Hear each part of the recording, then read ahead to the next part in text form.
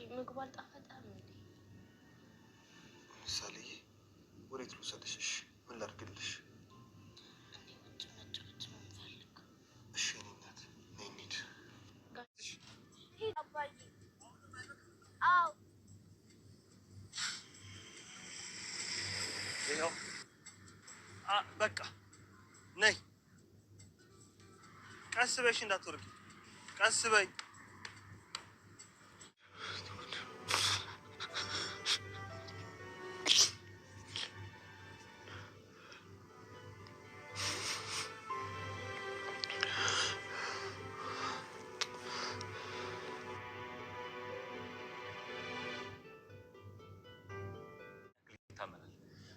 በዚህ ስራ እምነት ከታመነልን እንጠቀምበታለን፣ ከካደን ደግሞ ዛሬ የመጨረሻው ፊልሟ የሚካሄድበት እለት ነው ማለት ነው። እንግዲህ ውድ ቤተሰቦቻችን ከብዙ ነገሮችን ከማስተካከል ነገሮችን ከመጋፈጥ ብዙ ነገሮችን ከማጣራት ከመሄድ ብዙ ጉዞችን ከተራመዱ በኋላ እንግዲህ መድብልና ጓደኛው እንዲሁም ሞገስ ዛሬ የመጨረሻ ያሉትን እርምጃ ለመውሰድ ጫፍ ደርሰዋል ማለት ነው። ደርሰዋል ብቻ ሳይሆን እንግዲህ ሁኔታው ተጀምሯል፣ ገብተዋል። ውድ ቤተሰቦቻችን እንግዲህ ብሩኬ አለበ እዚህ ግቢ አለ ተብሎ ተገመተው ቤት ውስጥ ብዙ መረጃዎችን ብዙ ኢንፎርሜሽኖችን ብዙ ነገሮችን ካጣሩ እንትን ካሉ በኋላ እንግዲህ መጨረሻ ውሳኔያቸው መግቢያ በር አውቀዋል። ቀጥታ ሄደው ነገሮችን መፈጸም ነው እንግዲህ ግዴታ ማድረግ ስለነበረባቸው ወደ ፍጻሜው ገብተዋል ማለት ነው። እንግዲህ ብሩክ ያለበት ሁኔታ እንደምታዩት በጣም ከባድ ሁኔታ ውስጥ ነው ያለው። ከባድ ሁኔታ የሚባለው ራሱ አይገልጸውም። እንግዲህ እየተደበደበ በቃ እንደተባለው በቃ አካላዊ ብዙ ጥቃቶች ብዙ እንትኖች ደርሰውበታል። ቅጥቀጣ፣ ዱላው፣ በቃ ኤቭሪቲንግ ምንም አይነት ነገር የቀረው ነገር የለም። ወደ ቤተሰቦቻችን በጣም ነው እየተሰቃየ ያለው። እንግዲህ የመድብል ጓደኛ እንዳለው እዚህ ቤት የገባ ሰው እንደዚህ ባጭሩ የሚገደል ምናምን አይደለም እንዳለው ብዙ ድብደባ ብዙ ስቃይ ከደረሰበት በኋላ ያው እውነት እንዳለው እንግዲህ ለገበያ ለሽያጭ ሁሉ የሚቀርብ አካልናቸው ሁሉ እንደሚቀርብ ነው ሲናገር የነበረው። እንግዲህ ብሩክም በዚህ ሁኔታ ውስጥ ነው ያለው። ግን ይሁን እንጂ እስካሁን እግዚአብሔር ይመስገን ምንም አይነት አካላዊ ጉዳት አልደረሰበትም። ያው መቀጥቀጡ መሰቃየቱ ነው እንጂ እንደሌሎቹ ሰዎች ምንም ነገር እንትን አልደረሰበትም።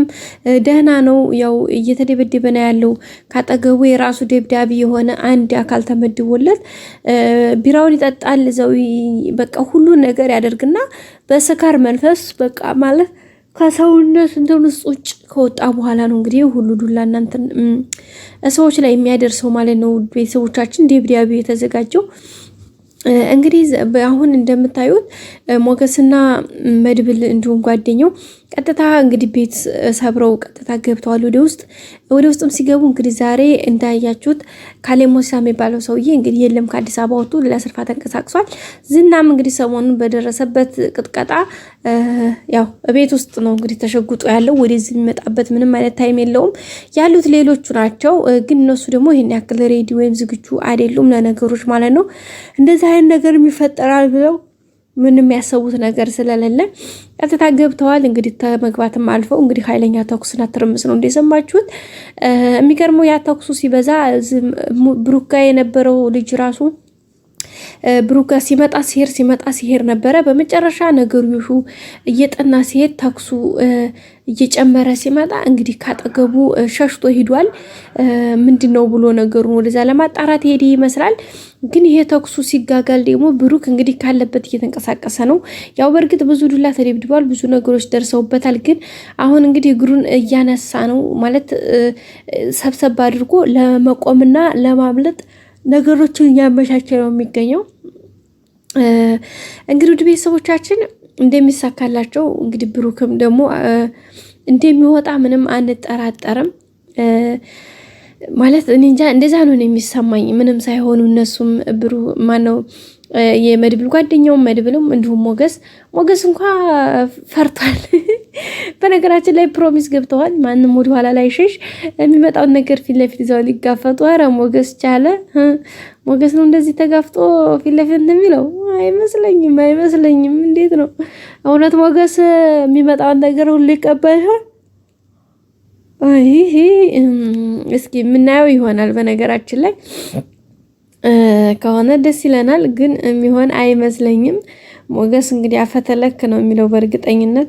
እሸሻለሁ ሲል ደግሞ ተመቶ ዘው ባልቀር አትሉም?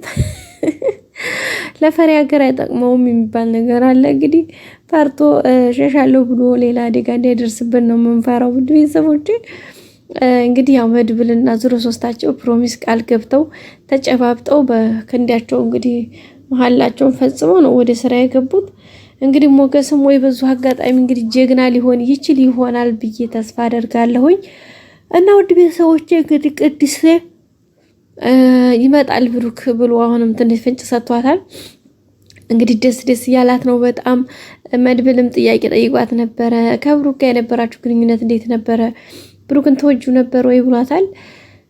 ያው እንግዲህ ያው ለመግደርደር ብትሞክርም በመጨረሻ ወደው ነበረ።